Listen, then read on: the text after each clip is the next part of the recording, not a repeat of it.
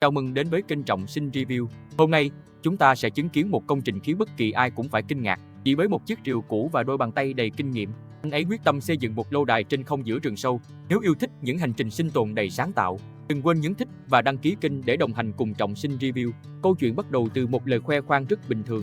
Có người tự hào về căn hộ sang trọng giữa thành phố, nhưng Thổ Căn lại tin rằng thiên nhiên mới là nơi tạo nên những điều phi thường. Để chứng minh điều đó, anh khoác chiếc ba lô nặng và tiến thẳng vào khu rừng nguyên sinh, từng bước chân đầy chắc chắn. Anh băng qua những lớp lá khô dày đặc, không hề do dự, tiếng bước chân hòa cùng âm thanh của núi rừng, báo hiệu một hành trình đầy thử thách vừa bắt đầu. Sau nhiều giờ tìm kiếm, một cây cổ thụ với bộ rễ khổng lồ bất ngờ xuất hiện trước mắt. Kích thước của nó lớn hơn nhiều so với tưởng tượng. Những bộ rễ xòe rộng như một nền móng tự nhiên. Chỉ cần nhìn qua, anh đã nảy ra một ý tưởng táo bạo. Chiếc rìu lập tức được rút ra. Anh bắt đầu kiểm tra độ cứng của bộ rễ bằng những nhát bổ mạnh. Âm thanh vang lên rất chắc. Điều đó đồng nghĩa nền móng này hoàn toàn có thể sử dụng. Ý tưởng dần trở thành hiện thực. Một bức tường chịu lực tự nhiên đã ở ngay trước mắt. Sau khi khảo sát toàn bộ địa hình, anh quyết định nơi đây sẽ là vị trí xây dựng công trình. Không lãng phí thời gian, Thổ Căn lấy con dao lớn và bắt đầu phát quang khu vực. Những bụi cỏ và dương xỉ lần lượt bị dọn sạch. Chỉ sau vài phút, một khoảng đất bằng phẳng dần hiện ra giữa khu rừng. Lớp thực bì được dọn sạch, mặt đất bên dưới dần lộ rõ. Chỉ trong chốc lát, một khoảng đất rộng đã hiện ra. Khu vực thi công giờ đã gọn gàng và thông thoáng. Thổ Căn khẽ đứng dậy, đưa mắt quan sát toàn bộ địa hình. Sau khi xác định mọi thứ đều ổn, anh cố định chiếc rìu rồi nhanh chóng lên đường tìm vật liệu. Mục tiêu lần này là những thân gỗ đủ chắc để dựng khung công trình. Không mất quá nhiều thời gian, anh trở lại với vài thân gỗ dài trên vai. Mỗi bước chân đều nặng trĩu vì sức nặng của số gỗ vừa khai thác. Tiếng va chạm vang vọng khắp khu rừng. Những thân gỗ lần lượt được đặt xuống đất, nhưng anh vẫn chưa dừng lại. Sau nhiều chuyến đi liên tiếp, một đống gỗ lớn đã được chuẩn bị hoàn tất. Tiếp theo, anh chọn ra những thân gỗ đạt kích thước phù hợp. Chiếc cưa tay bắt đầu hoạt động liên tục. Âm thanh cưa gỗ vang đều giữa không gian tĩnh lặng. Cùng cưa bay kín cả mặt đất. Từng khúc gỗ được cắt với độ chính xác cao. Chẳng mấy chốc, hàng loạt thanh gỗ đã hoàn thành. Những vật liệu đầu tiên cho phần khung đã sẵn sàng, nhưng đây mới chỉ là bước khởi đầu. Thổ Căn bắt đầu khoan những điểm chịu lực trên thân cây khổng lồ. Đây sẽ là nền tảng nâng đỡ toàn bộ công trình phía trên. Chỉ cần một sai sót nhỏ, mọi công sức trước đó đều có thể trở nên vô ích. Vì vậy từng thao tác đều phải thật chính xác, để từng lỗ khoan khớp hoàn hảo với kết cấu. Hãy cùng tận hưởng khoảnh khắc này, âm thanh mộc mạc của rừng và những nhát rìu đầy uy lực. Nếu đây là lần đầu bạn đến với Trọng Sinh Review, hãy nhấn đăng ký kênh, bật chuông thông báo và để lại một bình luận cho mình biết bạn muốn xem công trình nào tiếp theo. Bây giờ, chúng ta hãy tiếp tục khám phá hành trình đầy thú vị này. Những mảng gỗ lớn lần lượt tách khỏi thân cây, bề mặt cắt hiện lên phẳng và gọn đến bất ngờ. Tiếp đó, Thổ Căn mang đến một thanh dầm dài. Anh cẩn thận đưa nó vào đúng khe đã chuẩn bị sẵn. Thanh dầm đầu tiên vừa khít như được đo đạc từ trước. Bước đầu đã thành công. Giờ là lúc hoàn thiện phần sàn. Đây sẽ là nơi nghỉ ngơi của anh giữa rừng sâu. Vì thế mọi chi tiết phải thật chắc chắn. Anh chọn những thanh gỗ có kích thước gần như đồng đều, rồi lần lượt đặt chúng lên bộ khung. Sau đó dùng sức ép chặt từng thanh xuống, đồng thời kiểm tra khả năng chịu lực của toàn bộ mặt sàn. Bởi chỉ cần một điểm yếu, mọi thứ sẽ không còn an toàn.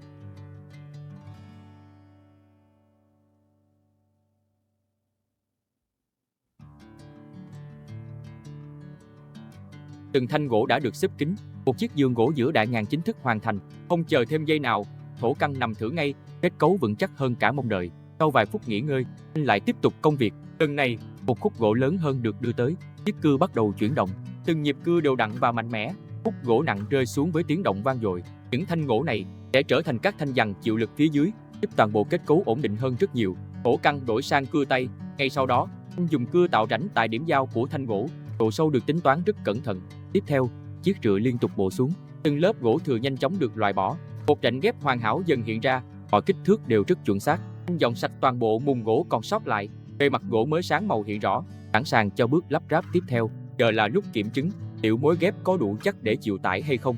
Thổ Căn cẩn thận đưa thanh gỗ đã xử lý vào đúng vị trí. Tiếp theo, anh không sử dụng một chiếc đinh sắt nào, thay vào đó là những chiếc chêm gỗ truyền thống. Chúng sẽ khóa chặt toàn bộ kết cấu lại với nhau. Từng khúc gỗ ép sát vào nhau, tạo nên âm thanh đầy chắc chắn. Đó chính là vẻ đẹp của nghề mộc thủ công. Nếu bạn yêu thích những hành trình sinh tồn, khám phá thiên nhiên và những công trình được xây dựng từ hai bàn tay trắng, đừng quên nhấn thích và đăng ký kênh Trọng Sinh Review. Sự ủng hộ của bạn sẽ là động lực để mình mang đến nhiều video hấp dẫn hơn mỗi ngày. Mộc mạc nhưng vô cùng bền vững, từng chiếc chêm được đóng sâu vào các mối nối. Chỉ sau vài nhát búa, toàn bộ khung gỗ trở nên cứng cáp hơn hẳn. Một kết cấu đủ sức chống chọi với mưa gió nơi rừng sâu. Khi phần sàn đã hoàn thiện, anh bắt đầu nghĩ đến việc lên xuống thuận tiện hơn. Thổ Căn chọn vị trí ngay dưới ngôi nhà trên cây để dựng một chiếc thang hoàn toàn bằng gỗ. Từng bậc thang được đặt đúng vị trí, rồi lắp khích vào các rãnh đã chuẩn bị. Những nhát búa cuối cùng cố định tất cả. Chiếc thang thủ công dần hoàn thiện.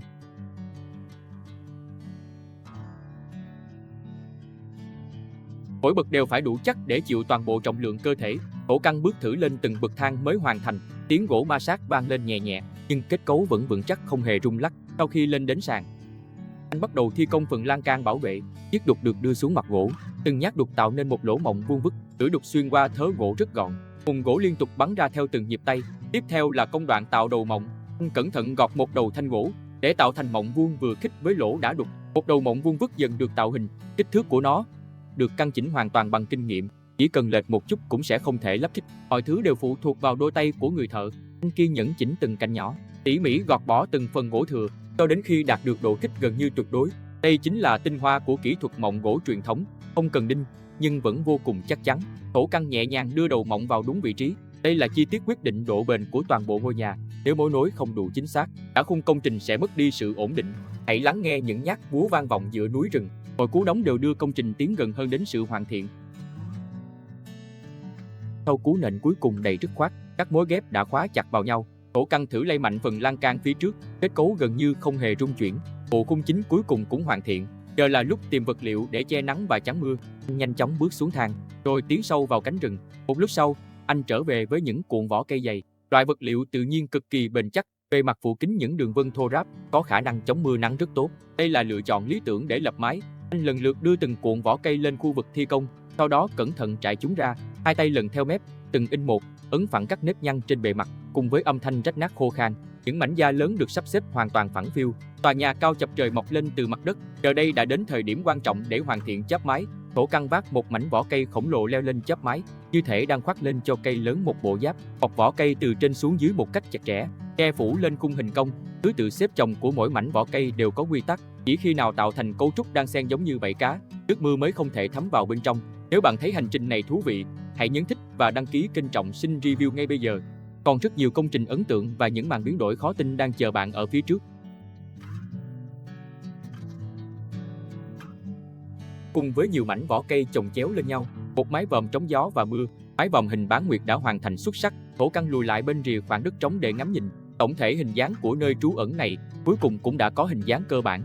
Mặc dù mái nhà đã có chỗ dừng, nhưng bốn phía vẫn bị gió lùa thì không được. Việc xây dựng tường ngoài phải được đưa lên lịch ngay lập tức. Thổ Căn ngồi xổm giữa đống vỏ cây đầy đất, lưỡi dao trượt mạnh theo vân tự nhiên của vỏ cây, âm thanh xé rách thô bạo nghe thật đã tai. Anh ta dùng cả hai tay kéo mạnh, những miếng vỏ cây phẳng phiu và dày dạn. Các tấm vỏ cây được phân tách nhanh chóng. Sau đó, anh ta đổi sang cưa tay, cắt ngang ra những miếng vỏ cây vuông vắn đồng đều. Lưỡi cưa nhanh chóng di chuyển qua lại trong sợi, mùn cưa rơi xuống lả tả. Tất cả những thứ này sẽ được dùng để sau này là vật liệu xây dựng tuyệt vời để bịt kín tường ngoài. Sắp xếp một chồng lớn các vật liệu đã cắt xong, Thổ Căn quay người đi về phía ngôi nhà trên cây vừa mới dựng. Từng tấm vỏ cây được đưa lên sàn một cách cẩn thận. Anh giữ cố định mép tấm vỏ bằng tay trái, tay phải nâng búa lên chuẩn bị cố định chúng. Những chiếc đinh dài lần lượt được đóng sâu vào cột gỗ. Đây là công việc đòi hỏi rất nhiều sức lực và cả sự kiên nhẫn tuyệt đối. Mỗi tấm vỏ cây đều phải căn chỉnh thật chính xác để phủ kín từng lớp bảo vệ.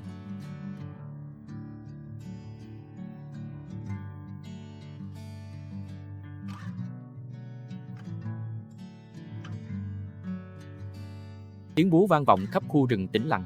Bức tường bên phải của ngôi nhà dần được bao phủ kín bằng những tấm vỏ cây, hòa mình hoàn hảo với khung cảnh thiên nhiên. Nhưng như vậy vẫn chưa đủ.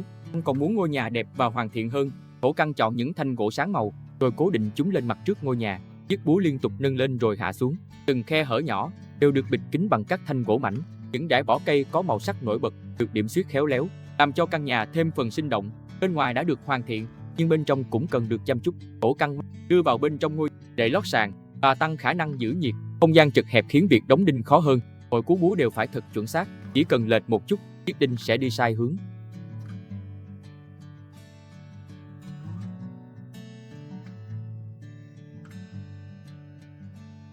Âm thanh trầm đục vang lên trong thân cây, lớp lót bên trong đã được cố định chắc chắn, giúp ngôi nhà giữ ấm và chắn gió hiệu quả hơn. Đến đây phần tường đã gần như hoàn thiện. Thổ Căn tiếp tục tạo điểm nhấn cho công trình. Anh chuẩn bị những thanh gỗ dài, đặt ngay trước cửa ra vào, rồi xếp thành. Đây không chỉ là vật trang trí, mà còn giúp gia cố phần mặt trước của ngôi nhà. Hãy lắng nghe nhịp búa đều đặn ấy.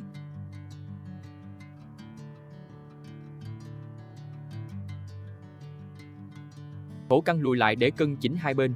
Những thanh gỗ cuối cùng được cố định. Phần trang trí phía trước cuối cùng cũng hoàn tất. Giờ chỉ còn một chi tiết cuối, đó là cánh cửa. Thổ Căn chuẩn bị những thân tre nhỏ bằng đôi tay khéo léo, cùng chiếc búa, nhanh chóng ghép chúng lại thành một khung cửa chắc chắn. Để tăng khả năng chịu lực, đóng thêm thanh giằng ở chính giữa. Khung cửa đã hoàn chỉnh, tiếp theo là lớp phủ bên ngoài. Khung tre thôi thì chưa đủ để chắn gió lạnh. Mang đến một tấm vỏ cây lớn, đặt lên khung cửa, rồi căng chỉnh mép. Những chiếc đinh lần lượt được đóng xuống, liên kết chặt vỏ cây với khung tre, tạo nên một cánh cửa vô cùng cứng cáp.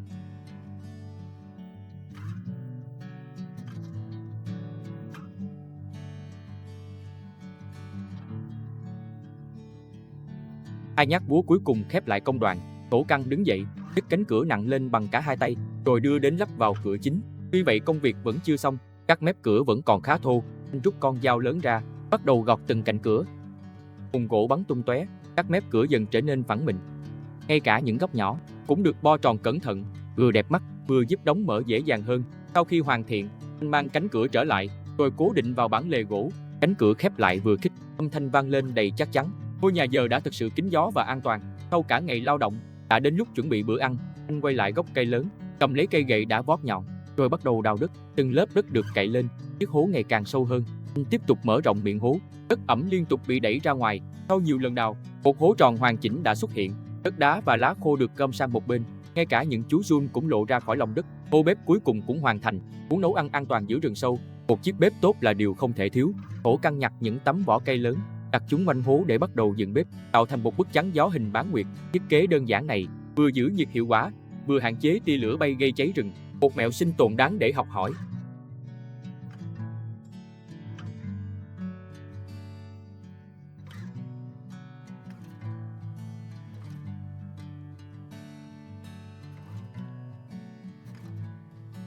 Thổ Căn đóng những cọc gỗ xuống nền đất. Chỉ trong chốc lát, một giá đỡ 3 chân đã được dựng lên. Mọi thứ đã sẵn sàng. Anh đặt chiếc giá nấu lên ngay trên bếp lửa, rồi nhét thêm vài cành củi khô vào bên dưới. Chỉ ít phút sau, ngọn lửa đã bùng lên rực rỡ. Ánh lửa cam hắt qua từng khe hở của bếp. Trong lúc chờ nước sôi, Thổ Căn mở chiếc ba lô, lấy ra một hộp mì ăn liền giữa khu rừng hoang vắng. Một tô mì nóng trở nên hấp dẫn hơn bao giờ hết. Sự đối lập ấy khiến bữa ăn càng đáng nhớ. Nước sôi được rót vào ly mì, tiếng xèo xèo hòa cùng làn hơi nóng bốc lên. Hương thơm nhanh chóng lan khắp khu rừng. Trong lúc chờ mì chín, anh lặng lẽ ngồi nghỉ trên ghế gỗ. Một chú bò cánh cứng nhỏ chậm rãi bò trên cành cây bên cạnh. Đến lúc thưởng thức, anh mở nắp ly mì, gắp một đũa lớn đưa lên miệng. Hơi nóng nghi ngút bốc lên, khuôn mặt anh đầy vẻ mãn nguyện. Đến người xem cũng thấy thèm. Anh ăn sạch cả mì lẫn nước dùng, rồi hài lòng lau miệng, uống thêm một ngụm nước mắt. Khoảnh khắc bình yên giữa núi rừng thật đáng giá. Sau khi ăn no, thể lực đã hồi phục hoàn toàn. Thổ Căn đeo ba lô lên vai, rồi bước lên chiếc thang gỗ, tiến vào ngôi nhà vừa hoàn thành. Chiếc ba lô nặng được cất gọn vào bên trong hốc cây. Anh nhìn ra bên ngoài, quan sát khắp khu rừng xung quanh. Khi đã chắc chắn an toàn, anh nhẹ nhàng khép cánh cửa gỗ, nơi trú ẩn giữa đại ngàn, lại hòa mình vào màu xanh của rừng già. Một ngày kết thúc, chúc bạn ngủ ngon.